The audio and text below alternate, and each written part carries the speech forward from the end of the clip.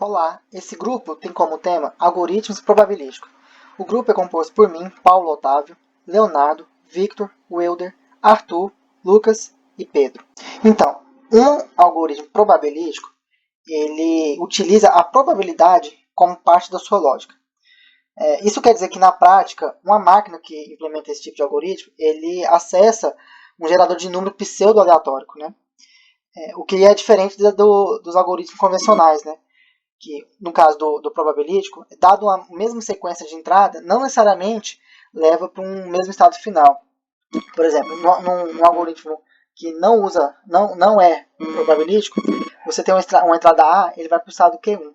Mas no algoritmo probabilístico, não necessariamente com a entrada A você vai para o estado Q1, porque para ir para o estado Q1 você analisa outra probabilidade, uma probabilidade no caso, né, que pode alterar o estado final para o que você vai alcançar. Oi, meu nome é Pedro Seto e eu vou falar um pouco mais sobre algoritmos probabilísticos, mais especificamente sobre as classes RP e CORP. A gente tem que são linguagens computáveis em tempo polinomial unilateral, com erro unilateral, quer dizer. São as duas primeiras classes da computação aleatorizada que foram classificadas, né? Ela possui uma alta probabilidade. A alta probabilidade nesse contexto dessas classes significa que a máquina ela tem somente certeza em um caso e nos outros casos a gente tem uma probabilidade bastante alta. A gente tem os casos definidos como se x pertence a uma linguagem e x não pertence à linguagem. Não pode haver respostas que sejam falsos positivos, porque se x não pertence à linguagem, a rejeição ela é certeira. E a probabilidade de falsos negativos ela é no máximo 50%. A gente vai ver isso mais na frente. A razão é que para cada passo está envolvida uma escolha aleatória, que nem nessa imagem aqui que os meninos definiram. Sim, cada passo a gente tem uma escolha aleatória de próximos passos, que vai ser decidido. Então, são eventos igualmente prováveis, com probabilidade 1 sobre 2 elevado a px. No caso, px podendo ser um polinômio qualquer, dado todas as computações que têm tamanho px sendo um polinômio. Se x pertencer à linguagem, a probabilidade de assertividade é de 50%. Se x não pertence à linguagem, a probabilidade de mx ser igual a 1 vai ser zero, no caso. A gente tem duas definições aqui de RP e CORP que eu vou falar bem rapidamente. Basicamente, essa é uma classe de complexidade RP, é a classe de todas as linguagens L para as quais existem uma máquina de Turing M, de tempo polinomial, tal que, se x pertencer à linguagem, a gente vai ter uma probabilidade de maior ou igual a 50%. Se x não pertencer à linguagem, a gente vai recusar aquele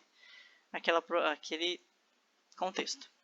A classe de complexidade CORP é a classe que todas as linguagens para quais, né, mesma definição de cima, só que muda aqui no caso, se x pertencer à linguagem, a gente vai ter uma probabilidade de 100%. Se x não pertencer à linguagem, a gente vai ter uma probabilidade de falso negativo de maior ou igual a 50%. A constante 1 meio, na definição de RP, é arbitrária. Nós podemos substituí-lo a estritamente qualquer probabilidade entre 0 e 1. E a mesma classe de complexidade.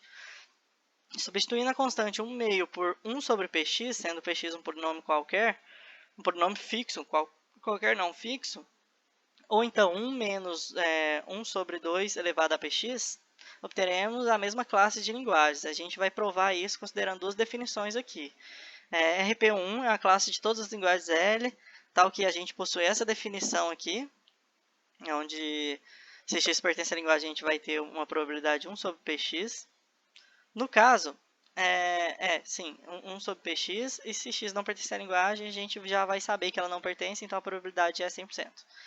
RP2 tem uma outra definição que vai ser, se x pertence à linguagem, a gente vai ter uma probabilidade bem grande, no caso 1 menos 1 sobre 2 a px. E se x não pertencer à linguagem, a gente vai ter também, nesse caso aqui, se x não pertencer à linguagem, ela sabe dos dois jeitos. Em RP1, a gente tem um algoritmo probabilístico que responde corretamente com uma probabilidade muito pequena. Nesse caso aqui, né? Em RP2 a gente tem um algoritmo eficiente e quase ignora toda a probabilidade de errar. De fato, porque 1 menos 2 elevado a menos px é uma probabilidade muito pequena esse número aqui, ele vai ser bastante pequeno. Isso implica a existência de um algoritmo com uma probabilidade de sucesso considerável. Aí a gente prova que RP1 é igual a RP2. Provar que RP2 está contido em RP1 é bem trivial, porque se x for grande o bastante, então o limite na direção de RP1, ou seja, o limite de RP1 é quase menor que o limite na definição de RP2. Assim, RP2 implica estar em RP2. Então, se a gente tem o RP1, ele é bastante fácil de provar que ele está em RP2. As entradas para as quais isso não ocorre podem estar incorporadas na máquina RP1. Agora, para provar que RP1 é contido em RP2, a gente usa o método chamado amplificação. Repetimos a execução da máquina RP1 várias vezes e assumimos a existência de uma máquina M1. Nesse caso aqui, existe toda uma demonstração aqui, mas basicamente o que a gente precisa saber aqui é que a gente vai fazer uma amplificação desse método da RP1, repetir elas várias vezes para que a gente diminua a taxa de obter uma resposta correta para que se x pertence à linguagem e quando x não pertence à linguagem. Basicamente, provar que RP1 está contido em RP2 é tornar aquilo ali um algoritmo probabilístico em tempo real, né? Eu coloquei também um exemplo de algoritmo da classe RP, que no caso é o problema da multiplicação de matrizes. Coloquei aqui 3 matrizes de ordem n por n e desejo decidir simplesmente o produto de A por B é igual a C. A gente quer saber isso aqui. E aí a gente vai fazer toda uma computação aqui e o algoritmo aleatorizado tem um tempo de processamento na ordem de O log de 1 sobre φ, log de 1 sobre θ, né? Vezes n elevado ao quadrado. Onde φ ela é obrigatoriamente maior que zero. Então a probabilidade de falha definida é a priori, né? Φ maior que zero representa a probabilidade de falha, né, no caso. No caso, φ não, é θ. A constante K representa no algoritmo, representa o total de repetições até que se tenha a probabilidade de falha inferior a φ. É melhor, eu vou mostrar uma demonstração básica, mais ou menos, de como funciona. Ele pega essas 3 matrizes aqui e tenta fazer esse algoritmo aqui, rodar nesse algoritmo. Basicamente, a gente tem que existe uma constante que ele faz, que ele define um R igual a uma matriz 1 por 1, que essa matriz aqui ela vai servir para fazer a comparação de, no caso, ABR igual a CR, ou seja, a matriz A vezes a matriz B vezes a matriz R, que no caso a matriz R ela serve para somar a matriz B, é igual a matriz C vezes R, que também no caso serve para somar a matriz C. Se a gente tem que esses dois aqui são iguais, a gente tem uma probabilidade altíssima de AB ser igual a C, que é o que o nosso algoritmo deseja. Então, esse algoritmo ele roda em tempo polinomial também. E a probabilidade de erro dele é minimizada bastante, aumentando o número de repetições, que é a base dos algoritmos randômicos polinomialmente dessas classes. E basicamente essas classes são essas, né? RP e CORP. O algoritmo da multiplicação de matrizes é uma prova bastante... um exemplo bastante fiel a essas dois tipos de classes. Eu coloquei bastante provas aqui probabilísticas que podem ser consultadas nos slides e qualquer dúvida a gente pode estar aí tirando. Obrigado. Olá, meu nome é Wilder. Vamos dar sequência na apresentação, apresentando a classe de problemas PP e ZPP. Então, primeiro vamos definir a classe de problemas PP, ou Polynomial Probabilistic Times. Vamos definir aqui da forma mais simples possível para adiantar a apresentação. Podemos dizer que PP é um conjunto de problemas que pode ser resolvido por uma máquina de Turing não determinística em tempo polinomial, né, onde a condição de aceitação é que a maioria, no caso mais que a metade, dos caminhos de computação sejam aceitos. Pela figura, podemos observar que a classe PP ela abrange todas as outras classes, como CoNP, NP, BPP, P, RP, CoRP. Então, podemos dizer que uma linguagem L está em PP se e somente se existir uma máquina de Turing probabilística M que M roda em tempo polinomial em todas as entradas. Para todo x em L, M dá como saída 1 com probabilidade estritamente maior do que meio. Todo x estando em LM dá como saída 1 com probabilidade menor ou igual a meio. Alternativamente, a PP pode ser definida usando apenas máquinas de Turing determinísticas. Uma linguagem L está em PP somente se existe um polinômio P em uma máquina de Turing M, que M rode em tempo polinomial para todas as entradas. Para todo x em L, a fração de string y de tamanho módulo de x em P que satisfaça mxy igual a 1 é estritamente maior do que meio. Todo x não estando em L, a fração de string y do tamanho de módulo de x em P que satisfaça mxy igual a 1 é menor ou igual a meio. Em ambas as definições, menor ou igual a pode ser mudado para menor que. O limite de meio pode ser trocado por qualquer número racional, fixado em 0 e 1, sem mudar de classe. Então, agora chegamos ao ZPP, Zero Probabilistic Polynomial. A classe é definida pela interseção de RP e coRP. Uma linguagem em ZPP possui dois algoritmos de Monte Carlo, um sem falsos positivos, RP, e outro sem falsos negativos, coRP. Se executarmos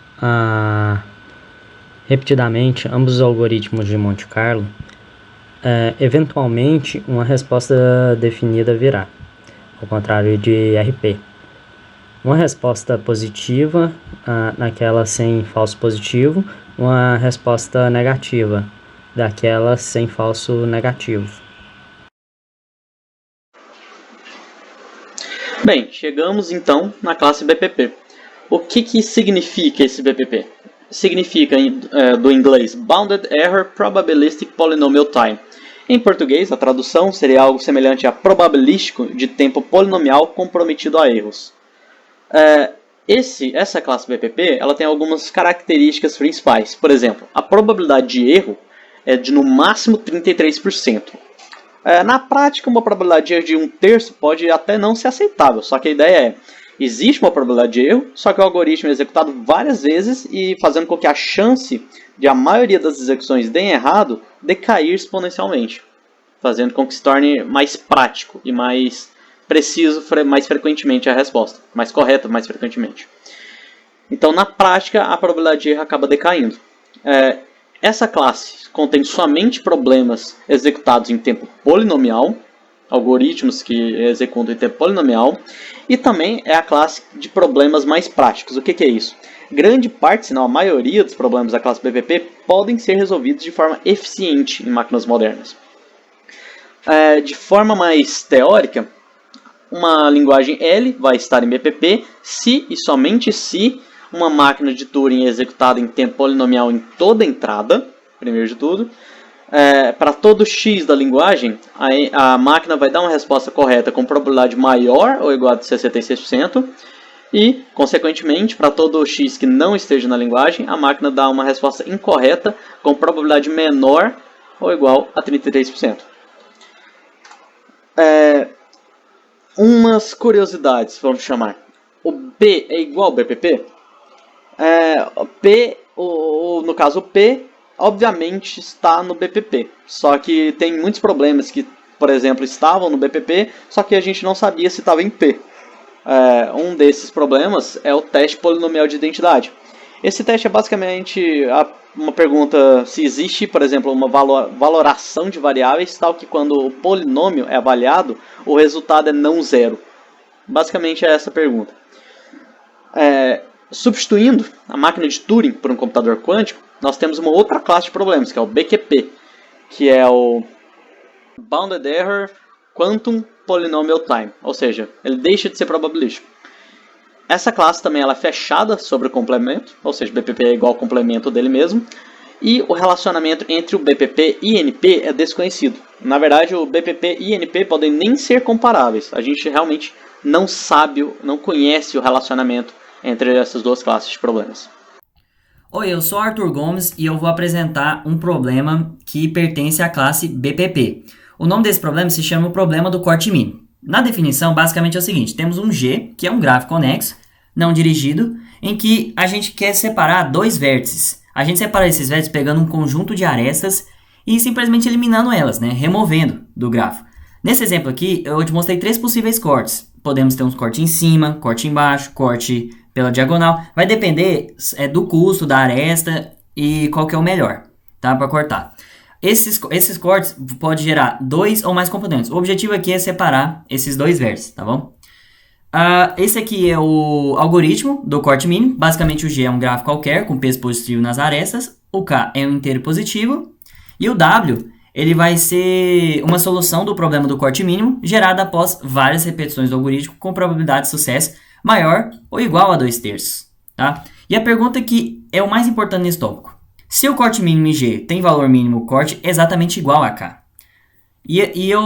A gente vai conseguir gerar 3 possíveis casos. Mas antes de falar desses casos, só falar uma coisa.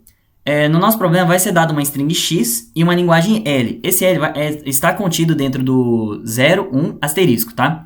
Voltando aqui aos 3 casos possíveis. Basicamente, então, vai ser o seguinte. Se o X ele pertencer a L, que basicamente é o quê? O mínimo corte é igual a K, então o algoritmo ele vai aceitar X com probabilidade maior ou igual a 2/3. O segundo caso é se o X não pertencer a L, que é basicamente o quê? Se o mínimo corte for menor igual a K. Então o algoritmo ele vai rejeitar, mas com uma probabilidade maior ou igual a 2/3. Né? E o terceiro caso é se o mínimo corte é maior que K, que o algoritmo basicamente vai sempre rejeitar X, porque o W ele nunca será inferior a K. Então, logo, podemos concluir o quê? Que pela definição de BPP, a gente pode concluir que o problema do corte mínimo em grafos pertence a BPP. Entendeu? Basicamente é isso. Meu nome é Lucas, eu vou estar falando alguns exemplos aqui da classe BPP. A gente vai definir aqui o que são números primos, né? O número primo é classificado como primo se ele é maior do que 1 e é divisível apenas por 1 e por ele mesmo. Um possível algoritmo para resolver esse problema é testar todos os inteiros menores do que o número e checar se algum deles são divisores. Esse método é chamado de fatores e gasta tempo de complexidade exponencial. Ora, se você tem um número muito grande, a quantidade de testes que você vai ter de fazer ali é também bem expressiva, então o que torna esse algoritmo não eficiente. A partir do teorema de Fermat, podemos elaborar um teste para indicar se o número é primo. Na verdade, pseudoprimo, porque existe um conjunto de números, chamado de número de Carmichael, que não são primos, porém passam em todos os testes do teorema de Fermat. Então tem esse ponto falho, né, no teorema de Fermat. Então o teorema de Fermat está ilustrado aqui na tela. As variáveis ali, o P é o número que a gente quer mostrar se é primo ou não, né? O A ali é um elemento importante que a gente vai utilizar ele para testar ali com P, né? Para ver se aquela relação ali é verdade ou não. Essa relação aqui é verdade ou não. Esse A é o conjunto de números que não são divisíveis por P, né? Então a gente pode falar que A está no conjunto ZP, que vai de 1 até P menos 1. E por fim, né, se a gente fizer aquela operação A elevado a P menos 1 mod P, e se a gente achar 1 como resultado, então a gente pode dizer que P é um pseudoprimo. Então basicamente esse é o teste, né, de Fermat. Então a gente tem aqui embaixo alguns exemplos, né? Se a gente pegar P igual a 7, A igual a 2, a gente vai achar ali um 64 mod 7, que é igual a 1. Então a gente pode dizer que 7 é um pseudoprimo. Porém, se a gente pegar um P igual a 6 e A igual a 2, a gente fazer os testes aqui, a gente pode pegar ali 32 mod 6, a gente vai achar 2. Logo, 6 não é um pseudoprimo. E a gente sabe que 6 não é um primo, né? Então, mostra a validade desse teste. Então, a gente pode criar um algoritmo que utiliza esse teorema de Fermat e consegue dar a resposta para a gente se o número é pseudoprimo ou não a partir de um erro, né? Como é um algoritmo probabilístico. Então, seja uma máquina de Turing, dado uma entrada P, temos... a gente vai selecionar de forma aleatória, né? Do tipo lançar a moeda o número A, né? Que está no conjunto ZP. E a gente seleciona de forma aleatória e faz o teste, né? De A elevado a P menos 1 mod P. E aí a gente pode fazer para vários A's ou para apenas um A. Depende, né? A quantidade de A's vai influenciar ali no erro do algoritmo, que a gente vai ver mais adiante. Então, se todos os valores computados são 1, então aceita. A gente pode dizer que o número é pseudoprimo. Caso contrário,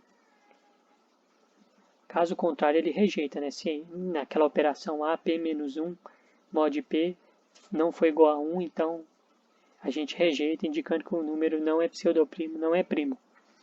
Então esse algoritmo ele opera em tempo polinomial, porque aquela operação ali, AP-1 mod P, ela pode ser realizada em tempo polinomial.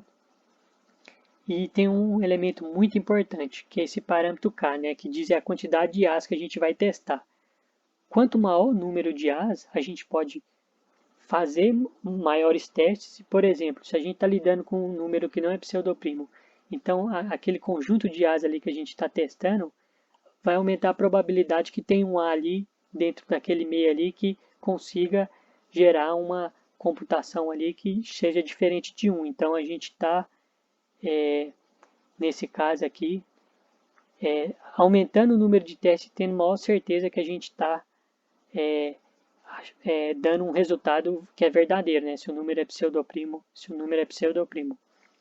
E o importante é que a partir de ajustando esse K, a gente ajusta o erro e a gente pode incluir esse algoritmo na classe BP, que relata lá um erro específico, né? A gente pode chegar nesse erro modificando esse K. E importante, esse algoritmo ele pode ser modificado de modo a resolver o problema dos números primos, né? O que você tem que colocar ali é mais uma verificação na etapa 2 para verificar a raiz quadrada. E aí a gente pode eliminar aquele problema dos números de Carmel. Olá, eu sou o Leonardo e antes de finalizarmos esta apresentação, precisamos levar em consideração alguns detalhes. Primeiramente, assumimos até agora que os algoritmos são implementados usando a aleatoriedade real. Porém, isso pode ser realmente difícil, ou até mesmo impossível de se obter. Na prática, é utilizado algoritmos determinísticos, cuja saída parece ser aleatória.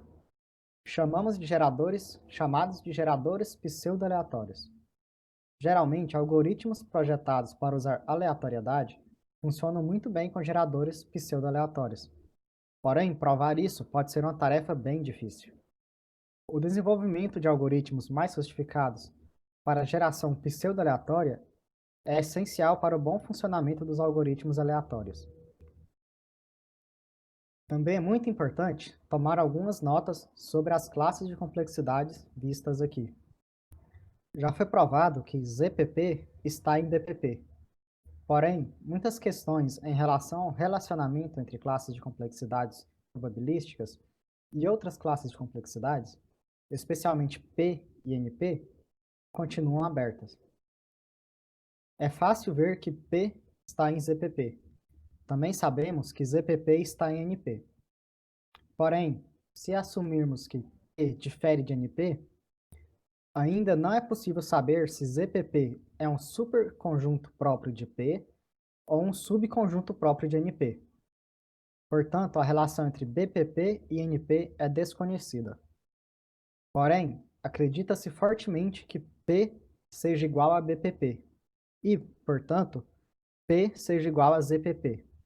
O que sugere que, de um ponto de vista teórico, o uso de aleatoriedade real pode não melhorar substancialmente nossa habilidade de resolver problemas combinatoriais difíceis.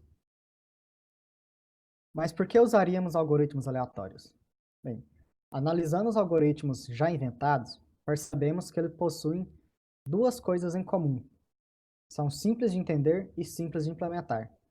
Geralmente, a introdução de aleatoriedade é suficiente para converter um simples e ingênuo algoritmo determinístico, com o pior caso ruim, em um algoritmo aleatório que executa melhor, com alta probabilidade, em toda a possibilidade de entrada.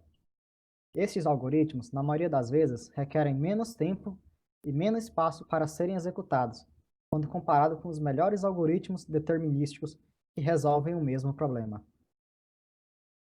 Muito obrigado a todos por assistir a apresentação até o final e qualquer dúvida, deixe um comentário abaixo.